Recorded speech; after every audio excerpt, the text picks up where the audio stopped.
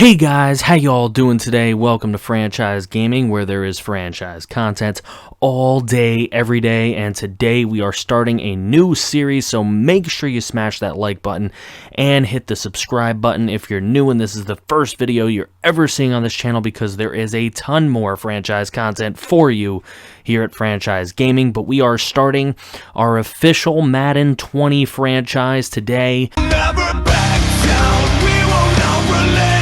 Now and never till the day that we dreamed of.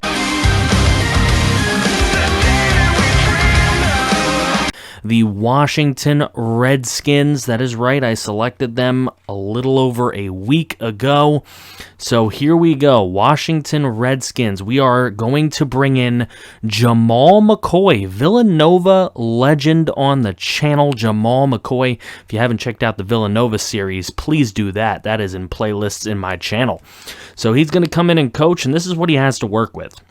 Alex Smith, who will not play this season, but is a lot of money is committed his way. Case Keenum brought in on a 1-year, $3.5 million deal. Not a bad deal at all for him. And then the rookie Dwayne Haskins, who of course we want to groom to eventually be the starting quarterback. Alex Smith might be the backup the entire series. He costs so much money. And then Colt McCoy is here too. Now Woodrum's here, but I don't think he'll be here for too long. Okay, because we do have plans to ship him or cut him. The running back situation is a very interesting one, as we have, of course, old man Adrian Peterson, but one of my favorite players of all time. Chris Thompson is here. I don't know how much longer he will be here because Darius Geis, Samaje Perine, and Bryce Love are all pushing him for the backup running back spot. Maybe even the starting running back spot. Fullback, not really important.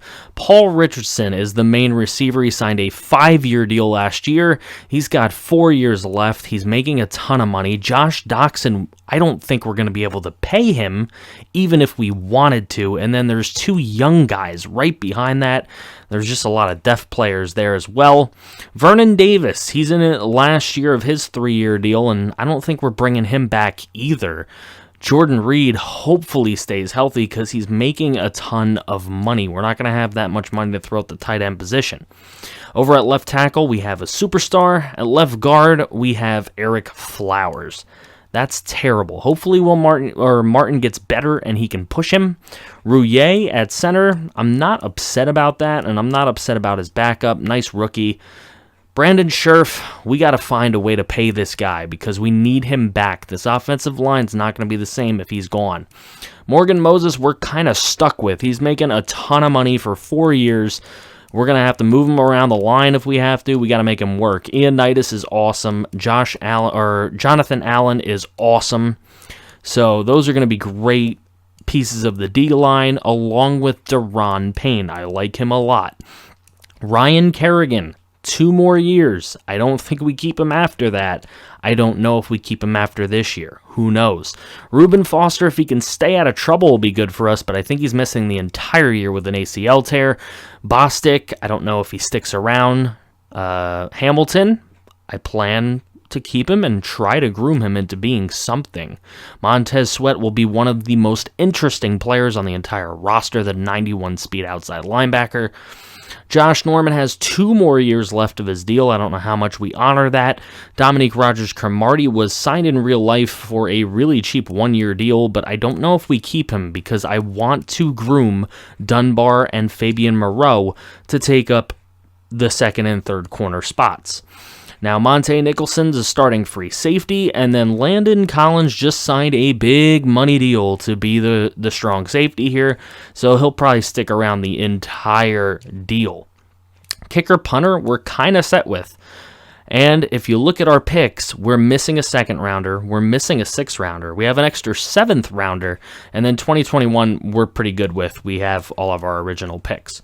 So now what I want to do is I want to open it up to you guys. Let's go to the phones. Let's see what you guys are thinking. If there's any questions you guys want to know before we actually get into the preseason portion, let's hear it. Hello there, my name is the Poisonous Royal, and I was just wondering, About the Dwayne Haskins situation, what do you plan on doing with Mr. Haskins? Do you plan on keeping him for the future? Do you plan on potentially trading him for some value to get future picks and get another quarterback potentially in the draft? Or do you just want to keep him and develop him into one of the best quarterbacks in the NFL? And how are you going to judge his play? Obviously, you want to protect him, so how are you going to get the O-line together? So that's basically what I have to ask, and I hope you have a good day. This is the Poisonous Royal, and I am out. Well, that's a heck of an outro there, Mr. Poisonous Royal, but thank you for your phone call. I'm going to start with the O-line first.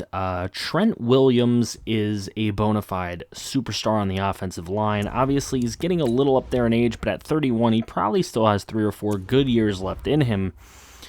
If he can keep himself healthy and off the injured list. If you go into guard, Eric Flowers, now he's been tried a lot at tackle, and obviously it didn't work out. But he's only 25 years old, and if he can find a home at guard, this offensive line can have something. Because while Rouillet isn't great at center, Scherf is a very good right guard, and we hope to retain him this offseason. And over at right tackle, we're not in incredibly bad shape, although we would like to improve a little bit on Morgan Moses, but we're kind of stuck with his contract. But it's not the worst offensive line in the world, and it does have some rookies on it, a lot like here at center, Ross Pierschbacher. There are some people that we can use on this offensive line. If we are smart and we develop and we draft more offensive linemen, we can have a great offensive line. And as far as the quarterback situation is concerned, we're going to see what happens in preseason. If Haskins outplays Keenum, he'll definitely start. Even if he's pretty close, I would expect Coach Jamal McCoy to go with Haskins, the younger arm. Let's go to our next caller. Hi, this is Johnny here, and I was just wondering if you had any input on what you think is going to happen with the quarterback situation. You know, is Case Keenum going to be the starter out of the gate, or is Dwayne Haskins going to perhaps win the job as a rookie? You know, could Alex Smith ever come back and win the starting job? Just what are your thoughts on that whole situation, and what do you think is going to be best this season and long-term for the team when it comes to the quarterback battle? Okay, so if we look at the full range of quarterbacks on this team, there's a lot of different players. Alex Smith, obviously more of a game manager type of guy, but he's still a star in this league. Unfortunately, he's not going to play this season. Now, he is locked up under contract for a pretty darn long time, and we're not going to be able to get rid of him. Now, Case Keenum, this is a one-year thing for Case Keenum, so it's definitely possible for Dwayne Haskins to win the starting job in training camp or at some point during this season if he can't win it in preseason. But Haskins is going to have a serious opportunity to start here right away, and if he ends up doing really well this season, I would expect him to knock Alex Smith out of a job, and Alex Smith will end up being a very overpaid backup quarterback. But we'll see what ends up happening. I mean, obviously it's anyone's quarterback room, but Alex Smith can't win it right now because he isn't healthy. Hey, this is Willie Westerhall, big Washington Redskins fan here, and honestly, I'm flabbergasted by this organization. I mean, the ESPN has been talking about this Duke kid every single day like he's the next big thing. He's going to go number 1 overall, and he's going to take the league by storm. However, he somehow falls to 6th, and not only that, but our division rival, the New York Giants, draft him. That's like worst case scenario for us. I wish we had Dave Gettleman as our GM. And then to make matters worse, we get this Dwayne Haskins kid at 15. Nobody's ever heard of this dude, and I can't think of a single good football player who's ever played from Ohio State. We should have just waited for Tua, since we only need Alabama players on this roster. And there's just no capable quarterback on this roster. Haskins and Case Keenum and Colt, I'm Not Shady McCoy all suck. So personally, I would try to go after Raiders quarterback Nathan Peterman. But if that doesn't work, my first question to you is, who do you think on this roster would be best suited as the opening day starting quarterback? And my second question is, as much as I love owner Dan Snyder, I know a lot of people disagree with me for whatever reason. I just don't have a valid point, but I want to know why you think people dislike Dan Snyder, even though he's the most likable owner ever. So those are my two questions. Go Redskins, but I think I might have to bandwagon to the Cincinnati Bengals because they have quite the future brewing over there. Well, son, I don't know who you are or where you came from, but you certainly don't watch college football if you think nobody good has ever come from Ohio State. Now, true, they've had some problems producing some really great quarterbacks, but I think Haskins might be a little different here. You got to give him a chance. You got to give him, some of your time, but for you to say no one's ever heard of him, again, you're sounding kind of ignorant, and obviously, by the way you think Dan Snyder is the most likable guy, I don't know that you have the utmost of credibility. So please, go bandwagon the Bengals, but if you do, don't come back to the Redskins fan base. We don't need you. Hi, my name's Eric, and I was just curious as to what you thought about Josh Norman still being in the secondary. Do you think that he's going to be able to regain his former form? Or is he just going to be kind of a waste of space considering how big his contract is? Just how do you think his play is going to be this year, and how do you think it's going to impact the secondary as a whole, considering he's probably the best player there other than Landon Collins? Well, you're right. Landon Collins definitely gives him a run for his money out here in the secondary as the best player, but I think Norman still has a lot to give. So to answer your question, I would probably put him somewhere in the middle. As far as production's concerned, I don't think he's going to reach his former self, but I think he can still be a great corner out there. Not one of the best in the league, but a very good one who can teach some of these young guys like Quentin Dunbar, Fabian Moreau, teach them how to be the next number 1 or 2 corners in the future. But there's no doubt he has something to offer this team. Hello, this is Robert, and I just had a question. What is your favorite jersey combination? Well, Robert, that's a very easy question. That's going to be the 2003 alternate jerseys, and you're going to see those in the preseason highlights coming up. They're going to wear them against the Baltimore Ravens. All right, here we go to the preseason highlights, playing the Cleveland Browns in the first game. Baker Mayfield going to throw this thing to David Njoku for the touchdown. But here's Case Keenum starting the game as the presumed starting quarterback, and he throws it to Josh Doxson for the touchdown.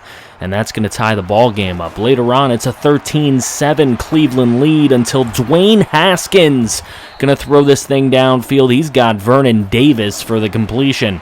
Here's Haskins again. He's looking deep, and he has got him. What a touchdown to Darius Geis, mossing the defender for the TD. Look at this one again. Look at this beautiful catch by a running back, folks. A third string currently running back, no less. So Geis getting it done. Here is Haskins again. He's going to throw this one. That's a fourth string running back in Bryce Love. The running backs are on fire early in the preseason here, and Dwayne Haskins is lighting them up. So 24-13 lead. It'll be now 24-21 after a touchdown at a 2-point, but there's a beautiful throw right there. And that might give him a job on this roster, as that is the rookie. So here is a run right here. Darius Geis going to get himself into the end zone. That's going to make it 38-21. Getting a little orange justice going. And now here, a throw up top. That's Drew Stanton. He's going to get the touchdown right there, and that's going to bring the Browns back a little bit, but they would lose the game 45-38. Here is a bomb, and that's Case Keenum. It's going to be complete to Paul Richardson. What a freaking catch right there. Here is Keenum again. He's going to throw this one to Vernon Davis. He breaks one tackle. He breaks another, and he gets into the end zone. Touchdown Redskins. They take an early 7-0 lead here against Cincinnati. Here is Keenum still. He throws that one to the back of the end zone, and Vernon Davis, the veteran, getting it done. Another beautiful score. Now on a 14-7 game, feeling the pressure, and he gets it away to Jordan Reed for the touchdown. Jordan Reed scoring right there. It's 21-7. Here's Keenum again, still in the ball game, throwing a deep ball. Look at this catch by Paul Richardson for the TD. What a play. 28-7, backed up in their own end zone with 54 seconds to go in the half, figuring that they're just going to run it out, and AP, one of the all-time great running backs, is able to get away and go 99 yards to the score to make this thing 35-7. Adrian Peterson still has it in the tank. Later on in the ball game, it's 35-21, and Colt McCoy is going to shed some tacklers. He's going to break free and dive for the end zone, and he will score another Redskin touchdown. Every quarterback firing on all cylinders in this one. It's 42-28 now, and here is Haskins in the ball game, and that's a throw over to Bryce Love for the touchdown. So that game right there would end in a 49-28 win for the Redskins. So here we go in this Falcons game. Mohamed Sanu starting it off with a TD. Every Case Keenum possession would be a field goal.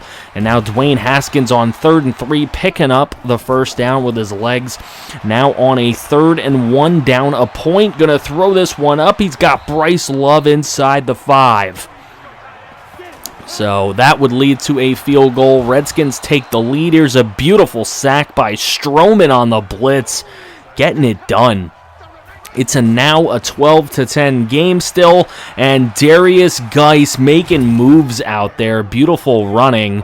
Now just 4 seconds to go in the ball game, and Geis, with his final carry of the day, trucks a defender on his way to a score. That would be a 19-10 win. So now, final preseason game, it's Keenum, and this could be the throw that loses him the starting quarterback job. Look at that interception right there, and that's going to go to the house for an early 7-0 lead for the Baltimore Ravens, the in-state rivals. Later on, here's a nice throw to Vernon Davis, and Haskins in the ball game now, and he's doing his thing. Here's RG3. RG3 will not get away from Caleb Brantley, who puts everything in his face right there. Now a 3rd and 1 for Haskins. He's going to get this thing over to the rookie receiver Harmon, and Harmon going to get his way out of bounds inside the 20. Here's Haskins again. He's going to roll right. He's got some guys giving chase. He gets away from a tackler, and he almost trucks his way into the end zone against 3 defenders. But now 1st and goal from the 1-yard line. It's Geis, and Geis really breaking tackles this preseason. Could he win the starting running back job? Who knows? But right now, tie game. The extra point would give the Redskins a 1-point lead, but the Ravens would get a field goal with 2:25 left. Darius Geis finds his way to the end zone. Crowd goes nuts. They're playing rock, paper, scissors. They would win that game by a score of 24-19. Here's Dwayne Haskins preseason. He had 5 touchdowns, 2 interceptions, but the eyeball test looked a lot better than what Case Keenum did, and Case Keenum's interceptions went for points, something that Haskins didn't. Haskins was a better downfield thrower, but not as great on the short throws as maybe you might actually expect. But Haskins had more of a sample size than Keenum, so who knows who can win this job right now. Case Keenum with 5 touchdowns, 1 interception. He was 72% on the preseason. So, I don't know. I think Haskins might win this job. Darius Geis, he ran for 331 yards at 6.5 a clip for 5 TDs this preseason. Adrian Peterson ran for 232. That's an 8.3 a carry average, and only 1 touchdown, that 99-yard breaker. But Adrian Peterson did enough to not lose his job. Bryce Love ran for 71 yards. That's a 6.5 a carry average as well. Chris Thompson had 8 carries this preseason, only averaged 2 yards a carry. Over on the receiving side, Vernon Davis got himself 203 yards and 3 touchdowns. He played extremely well. Paul Richardson with 168 yards and a touchdown. Bryce Love, 126 and 2 scores. Quinn, 117, but he did not score at all. Harmon had 102 and a score. Even Quick was out there making some nice catches at 10 a catch for 100 yards total.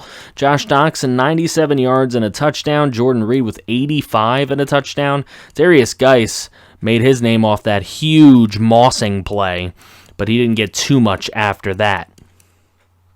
So some guys didn't even get a catch in the preseason.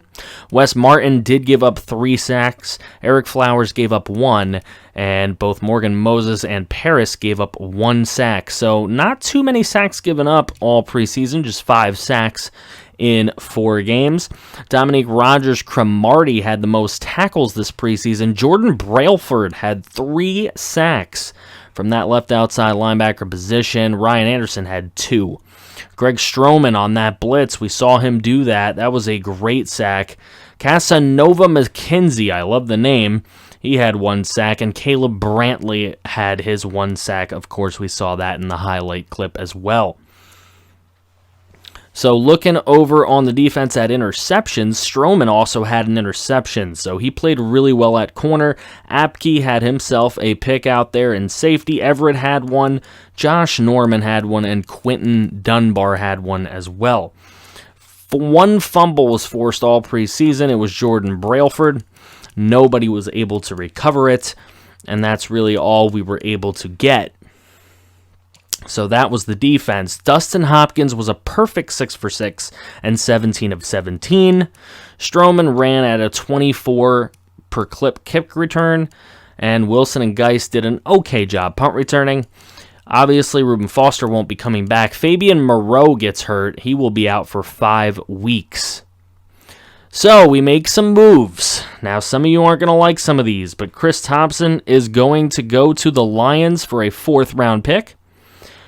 Brian Quick is going to go to the Browns for a next year 7th rounder. We are going to trade Vernon Davis and a 5th round pick for the Patriots' 1st round pick and 6th round pick next year. And then we're going to trade Bostic over to the Packers along with 2 7th round picks this year for a 2nd round pick this year. So able to do some moves here for this year's draft and try to pick up some picks. We will go ahead and sign Dwayne Smoot for some defensive line depth, as well as steal Poona Ford off the Seahawk practice squad. Then we go ahead and sign Taco Charlton to be our backup right end. And we make another move. We are going to trade Dominique Rodgers-Cromartie and a 5th round pick for next season for the Bills' 1st round pick for next season.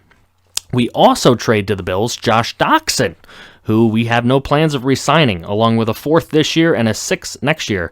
And we get a 2 this year and a 5 and 6 next year.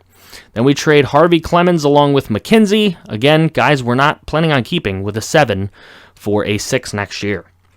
So this is how the depth chart is going to play out. If there's any questions out there, anyone who would like to be on next week's short radio show, please let me know. How you can get in contact with me. You can be on next week's radio show. Okay, but we are going to play who we feel is going to give us the best chance to win, and we did not want to hold on to players with 1-year contracts that we're not going to be able to re-sign. We only had $24 million in cap space, and we're not going to be able to spend that on re-signing players. Otherwise, how are we going to go out and draft people? How are we going to go out and maybe pick up a big-name free agent that could really help us out? We can't do that unless we make necessary moves. Josh Doxson, albeit a fine 3rd receiver in the NFL, I don't think he's really done enough to warrant himself, 1st wide receiver money, which might be what he asks for. I don't really know what he'll ask for, but it's better to try and trade him away in the preseason so that the rookies can get their full development in this season. I want guys like Kelvin Harmon to play. I want guys like McLaurin to be able to play. And the only way to do that is to move them up in the depth chart. And the only way to really do that is to trade away Josh Doxson, because why put him on the bench? Get something for him. We did that. And we did that at a lot of other positions as well. Obviously, guys that we knew we weren't going to use. Chris Thompson isn't getting re-signed next year. There's no way that we can. With 4 running backs, we still have 4 running backs that can run the ball on this team.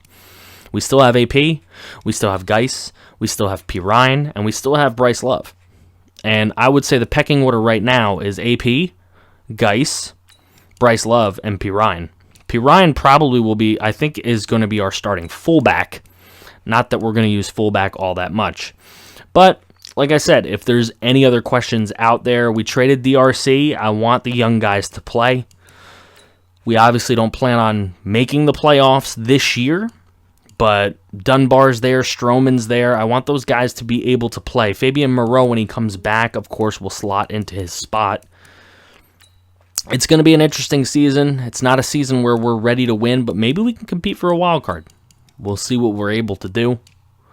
But we had to make certain moves in order to give us the draft picks necessary for next season to really put ourselves in position to possibly win this division. The Eagles are too tough. The Cowboys are pretty good themselves.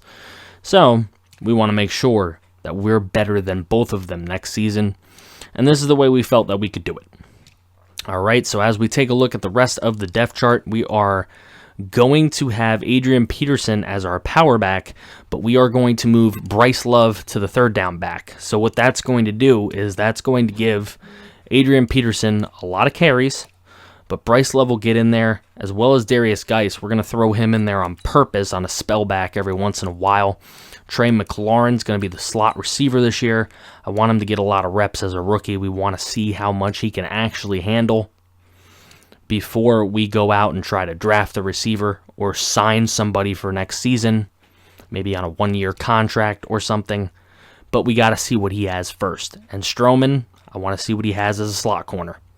All right, let's take a look at what our season's going to be like this year. We are going to be on the road against the Eagles, home to the Cowboys and Bears. Bears being a Monday night game, that's going to be huge. We are going to be at the Giants, home to the Pats, at the Dolphins, home to the Niners, at the Vikings and Bills. Then we hit our bye week. Then we're going to be home for the Jets and Lions. Those are 2 winnable games for us. Then we're going to be on the road for the Panthers and Packers. Those are going to be rough.